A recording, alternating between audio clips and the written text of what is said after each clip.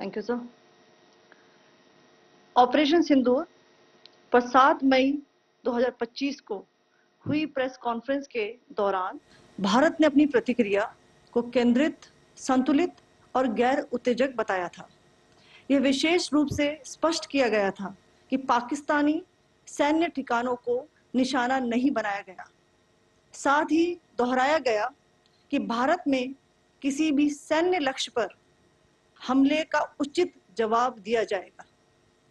7 से 8 मई 2025 की रात को पाकिस्तान ने उत्तरी और पश्चिमी भारत में स्थित कई सैन्य ठिकानों को, जैसे कि अवंतीपुरा, श्रीनगर, जम्मू, पठानकोट, अमृतसर, कपूरथला, जालंधर, लुधियाना, आदमपुर, भटिंडा, चंडीगढ़, नाल, फलौदी, उत्तरलाई और भुज पर ड्रोन और मिसाइलों से हमला करने का प्रयास किया। इन हमलों को इंटीग्रेटेड काउंटर यूएएस ग्रिड और वायु रक्षा प्रणालियों द्वारा निष्क्रिय कर दिया गया।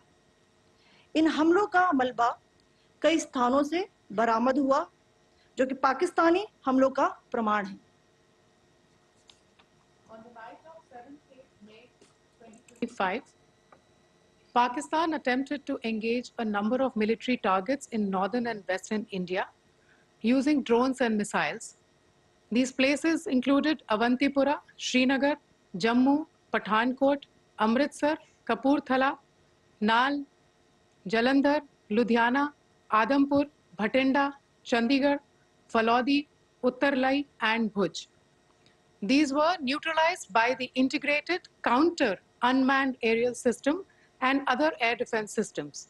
The debris of these attacks is now being recovered from a number of locations that prove the Pakistani attacks.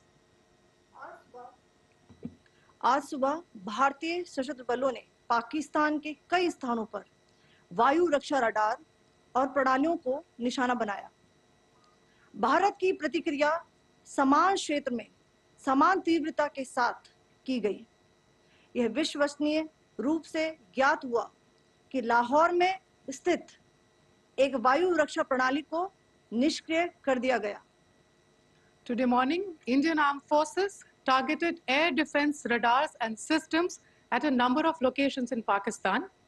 Indian response has been in the same domain with the same intensity as Pakistan. It has been reliably learned that an air defense system at Lahore has been neutralized.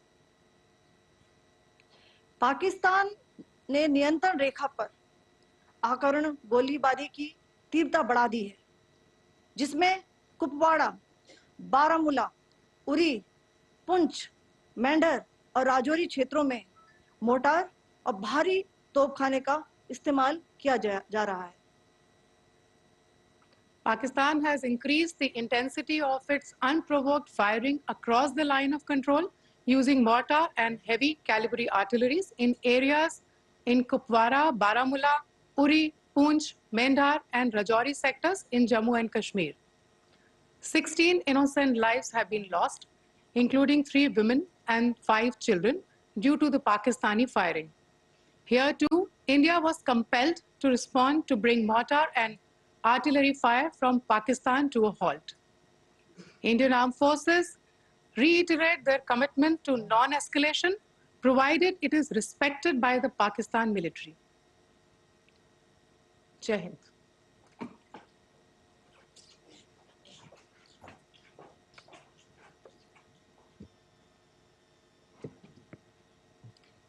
Thank you.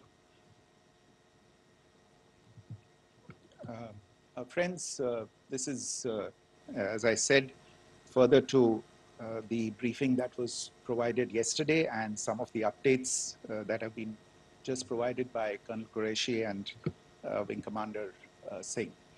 I thought that we would just put some of the aspects related to the events that started on 22nd April with the barbaric terror attack in Pahalgam into further context, because there is a certain amount of commentary that has happened with regard to the events since then. And more than the commentary, there has been a lot of disinformation that has been directed at us from across the border. So a few things that I would like you to keep in mind. First of all, there is mention on all sides of escalation. I think the first point that you have to keep in mind is the attack of 22nd April in Pahalgam is the original escalation.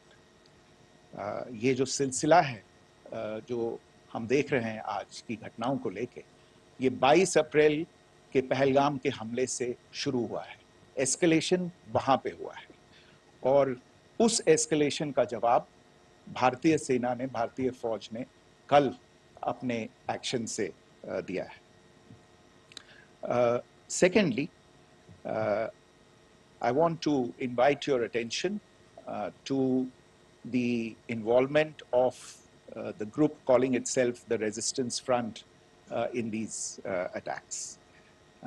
I pointed this out yesterday that this is a group that is a known front for the well-known Pakistan-based terrorist organization, Lashkar-e-Taiba. The group has been reported earlier. I mentioned to you about the Indian authorities providing information to the UN 1267 Sanctions Monitoring Committee. In fact, we are going to be meeting with the team again very soon, and we will be providing an update to the information that we have provided earlier. But what is interesting, दिलचस्प बात यह है कि संयुक्त राष्ट्र की सुरक्षा समिति में जब पहलगाम के हमले को लेके एक प्रेस वक्तव्य जारी करने की बात चल रही थी, तो आप सोचिए किस देश ने टीआरएफ का, द रेजिस्टेंस फ्रंट का उसमें मेंशन किया जाना, उसको अपोज किया, पाकिस्तान ने. This was after the fact that the TRF claimed responsibility for this attack not once but twice, within a few hours after the incident on the 22nd of April, and then again on the morning of 23rd April. And it is perhaps only after the full gravity of the incident was realized by its masters and handlers across the border that it was managed to back off from this claim. Obviously, that retraction doesn't convince anybody. तीसरी चीज जो मैं आपसे कहना चाह रहा था, और कर्नल कुरैशी और विंग कमांडर सिंह ने कल भी बड़े स्पष्ट शब्दों में और आज भी आपसे ये बात साझा की है. जो भारतीय रिस्पॉन्स है वो नॉन एस्केलेटरी है, प्रिसाइज है, सटीक है, मेजर्ड है और कंसिडर्ड है. Our intention has not been to escalate matters. We are only responding to the original escalation, as I said, and our response has been targeted, precise, controlled and measured. Only military, no military targets have been selected. Only terrorist infrastructure in Pakistan has been hit. Now, there are, as I said, a number of issues that have been raised in commentaries, and there's a lot of, as I said, unfounded disinformation and fabrication that has come from across the border.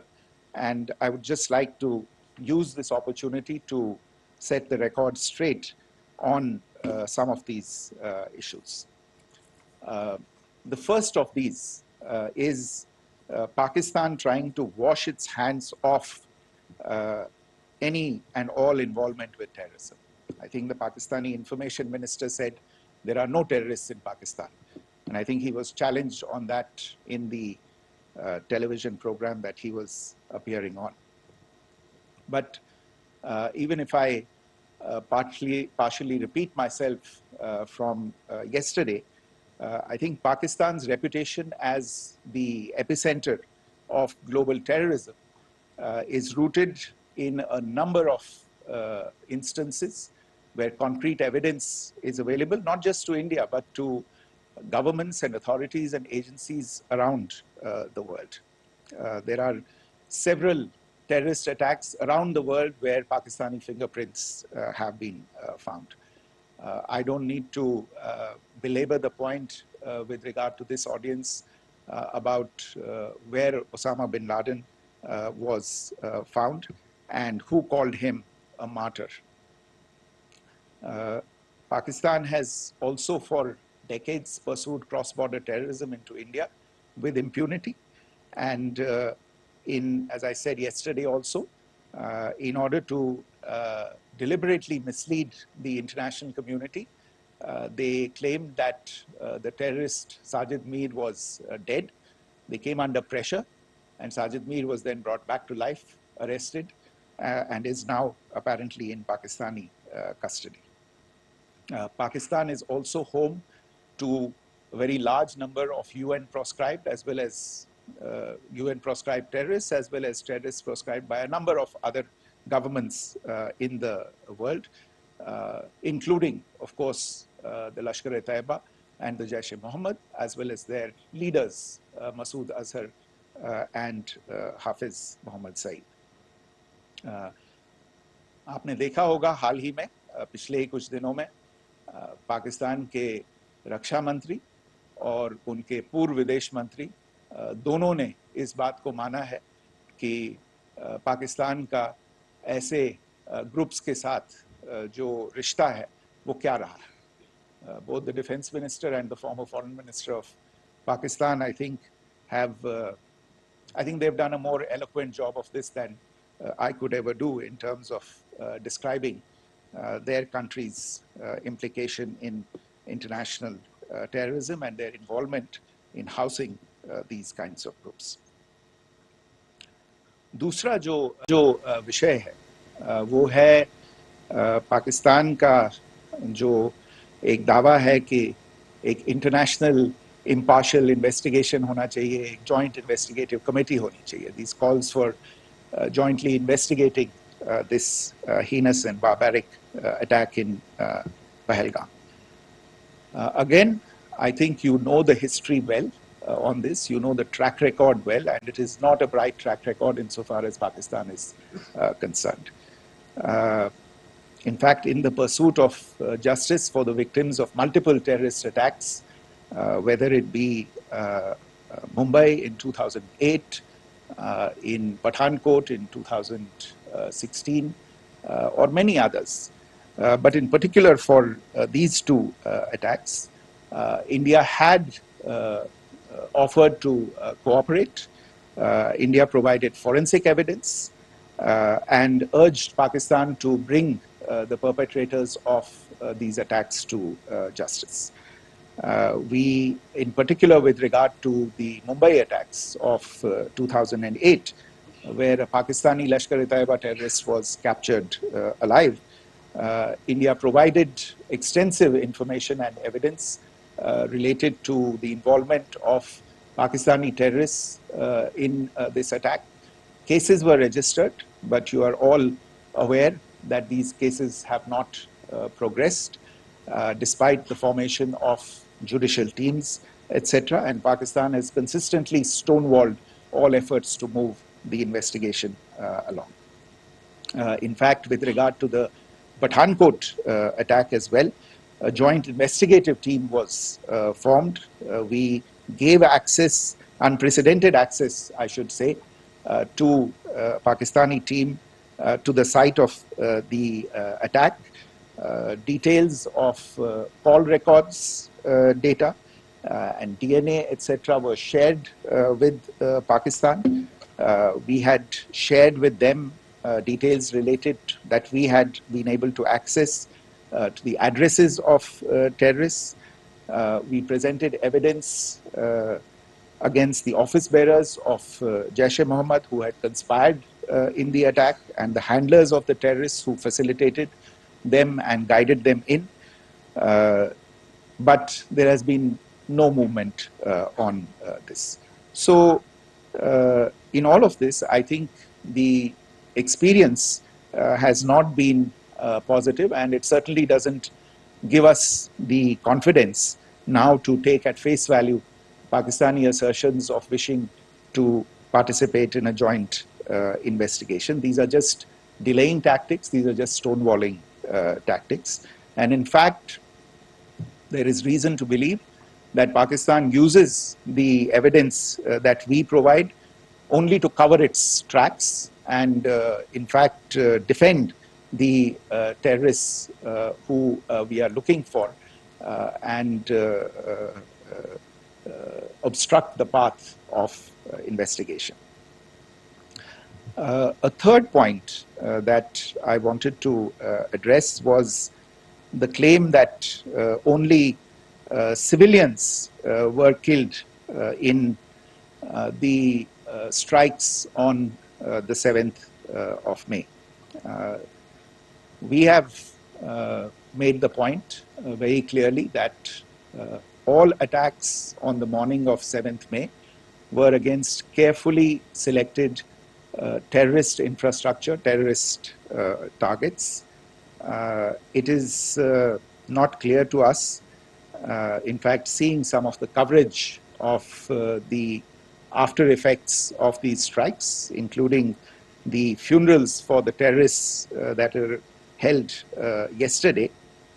I think a lot of you have seen the reports and the coverage on media. If only civilians, if any civilians were killed in these attacks, I wonder what message this picture actually sends to all of you. This is a question that is worth asking.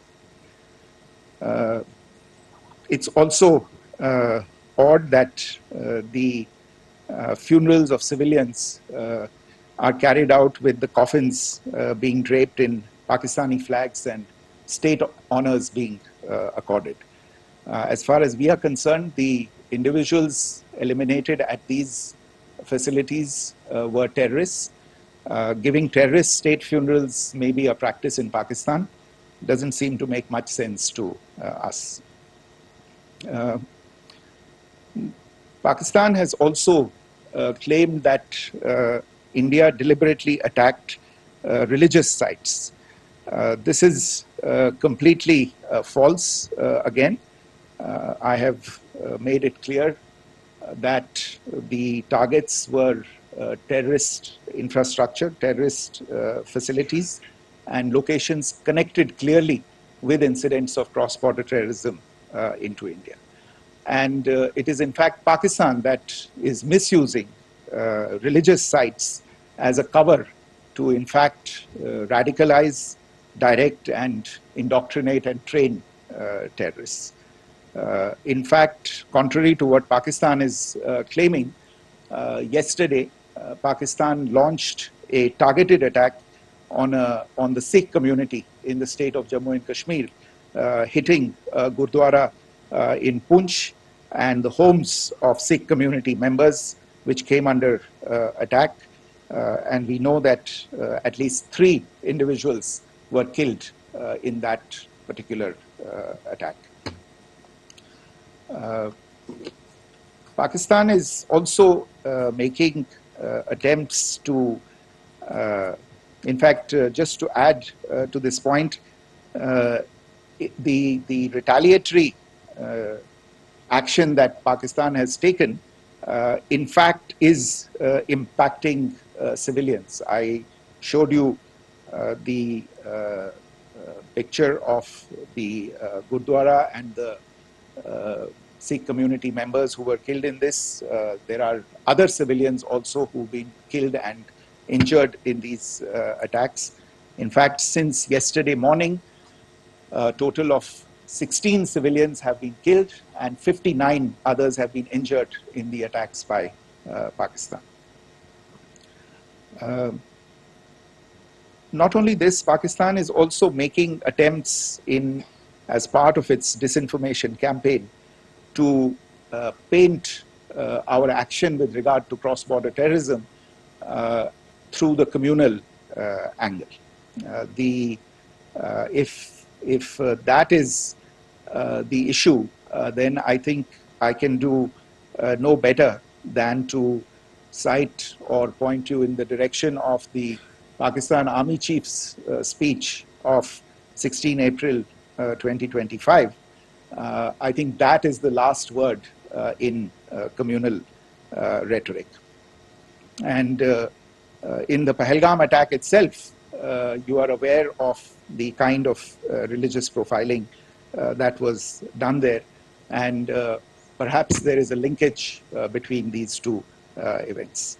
I can only say that these nefarious designs will not be allowed to succeed in India. And it is to be noted that people from all faiths, all religions, all regions in India have unequivocally, not just in India but around the world, have condemned these attacks. The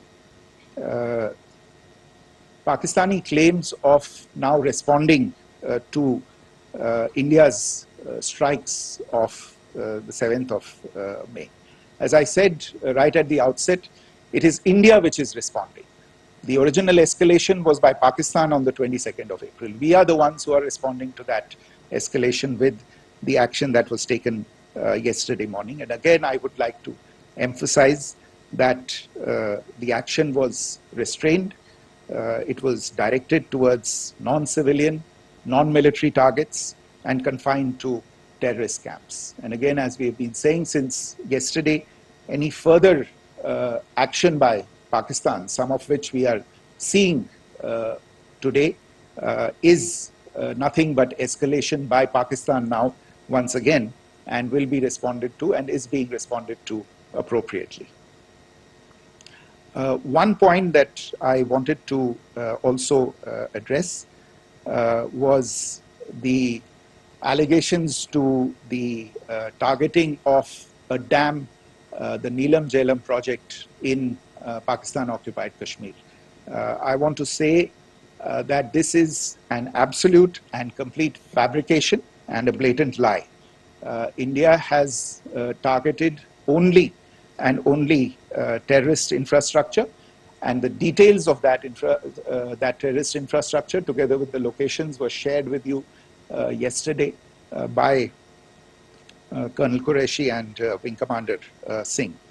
I should note that if this kind of a claim is a pretext for targeting Indian infrastructure of a similar nature, Pakistan will be entirely responsible for the consequences that will undoubtedly follow. Finally, I want to address the some issues that have been raised related to the Indus Waters Treaty and the disinformation that has been raised in regard to that as well. The fact is that there have been fundamental changes in the circumstances in which the Indus Waters Treaty was concluded, and they call for a reassessment of the obligations under the treaty. Over the last year and a half to 2 years, India has been in communication with the government of Pakistan. We've sent several notices to them requesting for negotiations to discuss modification of the treaty. India has for 6+ decades now honored the treaty, even during periods when Pakistan imposed multiple wars on us, and even when relations were adversarial. Pakistan is the one that has been acting in violation of the treaty, deliberately creating legal roadblocks in India exercising its legitimate rights on the Western rivers. any projects that India sought to build on the eastern rivers, and even on the western rivers, which we are allowed to by the treaty, were always challenged by Pakistan, thereby hampering our rights to utilize our legitimate waters under the treaty. In fact, if you see the preamble of the treaty itself states that the treaty was concluded in a spirit of goodwill and friendship. Mark those words, concluded in a spirit of goodwill and friendship. ये भारत का धैर्य और भारत की सहनशीलता है जो 65 साल से हम इतनी प्रोवोकेशन के बावजूद इस ट्रीटी को निभा रहे हैं. However, as has been made clear earlier as well, Pakistan has not responded to our request to enter into negotiations for a reassessment of the obligations under the treaty. A number of conditions have changed. This is a treaty that was based on the engineering techniques of the 50s and the 60s. We are living through the first quarter of the 21st century. Technological changes and technological advancements have to be taken into account. There are demographic changes. There are climate changes that have taken place. There is the imperative of clean energy. And of course, the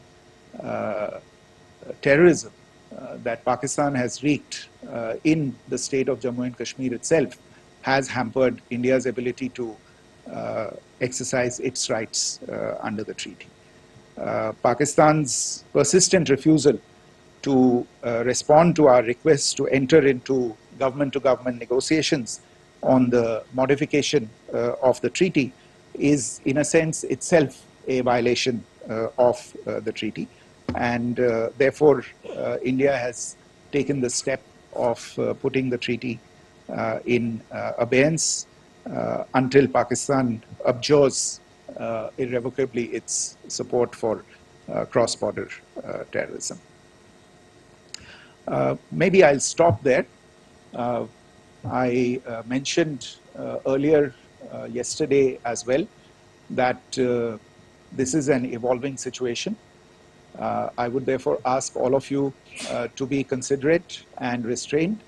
It will not be possible for us or my colleagues from the armed forces to share operational details at this point in time. Beyond that, if you have any questions, may I have time for only a few, and I'll try to answer those questions. Okay, I give the floor to Rishabh. On Secretary, good evening. This is Rishabh from Times Now. I just wanted to understand, as per the press release that has been released earlier today, it says that we have successfully hit at the air defense of Lahore. Does it give our forces a better chances if in case of further escalation? And are there other air defense places as well at strategic location that were targeted?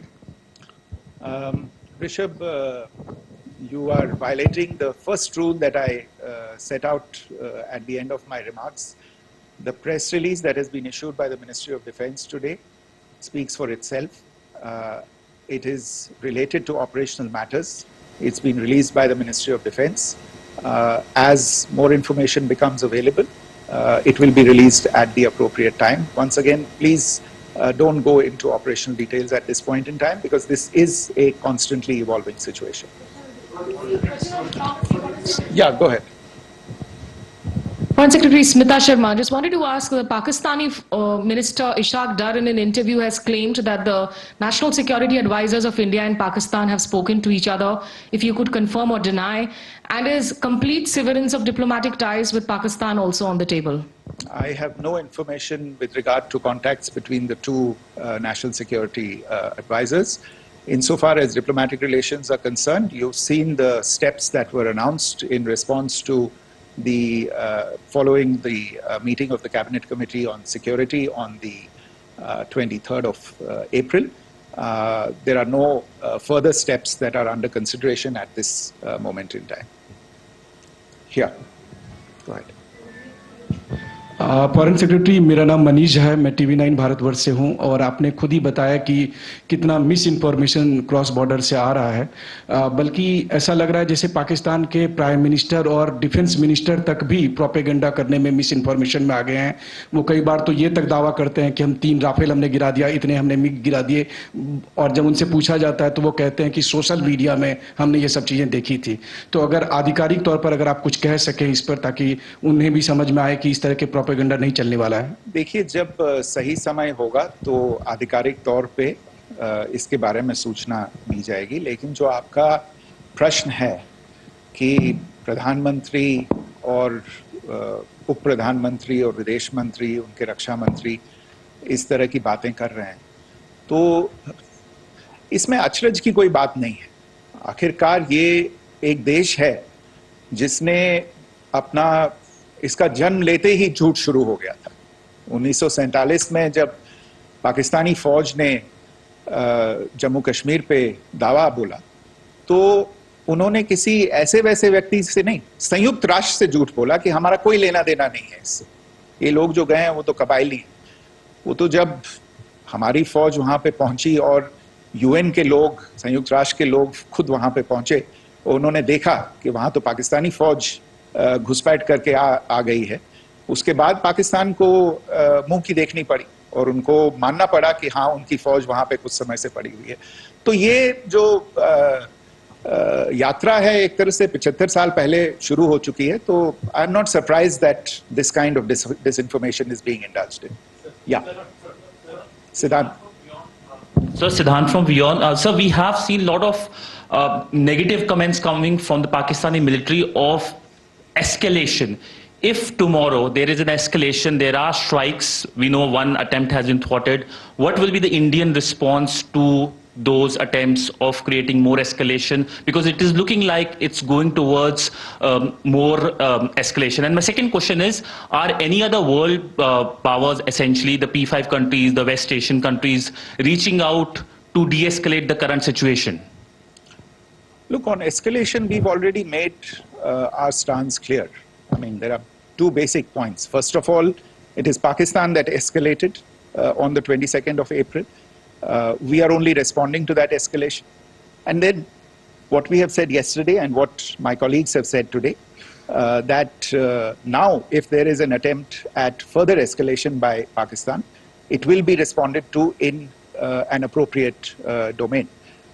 And therefore, the choice is entirely that of Pakistan to make. As to your second question, I don't think I can do better than to point you in the direction of the statements that are being made from practically every chancellery in the world and the sentiment that they are carrying. That sentiment essentially, and for the major portion, is support for the government of India in the context of the condemnation of the terrorist attack in Pahalgam on the 22nd of April. There is wide recognition of the government of India's right to respond to these attacks in self-defense, and of course a desire to ensure that there is not further escalation. I think these statements speak for themselves. Yeah. Sir, this is Mausami from India Today. Now, in the all-party meeting, we have learned that the defense minister has said that, in the operations in Sindoor, almost 100 terrorists were killed. Would we have any details about what is the number like, and also about if there were any big faces, masterminds, terrorist masterminds who were in fact killed? There is also a report that Masood Azhar's family's 10 members have been killed, and Rauf Asghar, who was actually the mastermind of Pulwama, he's also been badly, severely injured. I don't have information at this point in time to share with you on these issues. But as I said, I think, there is so much information out there on television, in the news media, in social media, that it sometimes looks like a long time has passed since this. Please understand that slightly over 36 hours only have passed since this operation was undertaken. Let us have some patience. Information will come out. It will be shared in due time. Shruti. Thank you, Foreign Secretary. Shruti Ranjan from Bloomberg. Sir, could you give us any understanding whether India has moved the IMF or the World Bank to kind of, sensitize them about the the bailout that Pakistan has, and the kind of stuff that the Pakistan government is doing? Look, we have an executive director at the IMF. Tomorrow there is a meeting of the board of the IMF, and I'm sure that our executive director will put forward India's position. The decisions of the board are a different matter. You know the process through which they are made. But I think the case with regard to Pakistan should be self-evident to those people who generously open their pockets to bail out this country. And since you are from Bloomberg, I think you would have the data on how many IMF bailout programs have been, very good, thank you, have been sanctioned in the space of the last 3 decades. And I think you would also have an idea of how many of those programs have actually reached successful conclusion. Probably not many. So I think this is a decision that board members have to take by looking deep within themselves and looking at the facts. So we can, one last question, sir. Yeah. One last question. Foreign Secretary, I'm Siddhant from CNN News 18. I would like to know, since it's an opportunity to speak to you, I would like to know the response coming from United States since last 3 weeks. Saudi Arabia, Qatar. In fact, Prime Minister Modi spoke to Qatar before the strikes that evening. Perhaps how do you read the support coming from these countries? Perhaps traditionally they were seen on the other side. This time around, their statements are strong worded. In fact, India-Saudi joint statement also had a very strong condemnation, strong worded condemnation. United States at all level have condemned the attack and have extended support. In fact, Saudi Deputy Foreign Minister is in India. He just met EMS Jaishankar. Also, if you could shed some light on his visit, his meeting with EMS Jaishankar. In fact, we have also been told that he met Prime Minister Modi. Thank you. Look, all the countries that you named and many others, we have been in touch with them. The Prime Minister has spoken to a large number of world leaders. A large number of world leaders have called him, as have called the External Affairs Minister. As we speak, there are conversations going on today as well with world leaders. And your assessment or conclusion of the general tenor of these messages is very much on point. And I think this is a recognition of the fact, firstly, of the barbaric nature, the unprecedented nature and character and features of the attack in Pahalgam, and a recognition of India's right to respond to this. And also a recognition of the fact that in responding, we have been nothing but responsible and have done so in a restrained, in a measured, and in a non-escalatory manner. I think that counts for something. People have taken that into account, and that is what is explaining the kinds of reactions that we are seeing. And we appreciate the sentiments and the statements that have been made by the vast majority of world leaders. Yes, the Saudi Minister of State for Foreign Affairs is in Delhi. He had a meeting with the External Affairs Minister earlier today. I don't have further details at this moment, but if there are details, the ministry will share them at some point with you. Thank you. I think that's all we have time for today. We'll join you again soon. Thank you all. Thank you.